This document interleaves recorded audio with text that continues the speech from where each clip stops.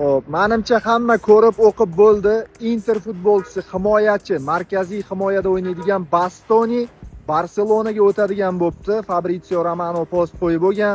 Xullas, men juda ham xursand bo'ldim. Topoviy futbolchi, mirovoy klass, juda ham zo'r himoyachi. O'sha ayniqsa Chempionlar Ligasida o'zi Barselona bilan Inter o'yinlarida meni esimda qolib ketgan edi. Undan keyin o'yinlarni kuzatmaganman, lekin o'sha o'yinlarda ham zo'r o'ynagan. Jonini berib o'ynaydigan futbol xursandman. Xullas zo'r transfer, agar bo'lsa zo'r bo'lardi. Endi himoyada, markaziy himoyada vaqti bilan yuzaga keladigan muammolar menimcha yopilib ketadi. Unisi jarohat, bunisi tushadi, bunisi jarohat, unisi. Xullas, mana shu bola kelsin, Bastoni chotki transfer bo'pti, zo'r bo'pti degan bitta like bosib Barsa muxlislariga videoni tashlab yuboringlar. Nimaga Barsa muxlislariga tashlaylar dedim. Birinchidan, hali xabar topmaganlar, endi mana videodan xabar topadi. Ikkinchidan, menga obuna bo'lib qo'yadi-da, shuncha gapirdim-ku. Gaplashamiz.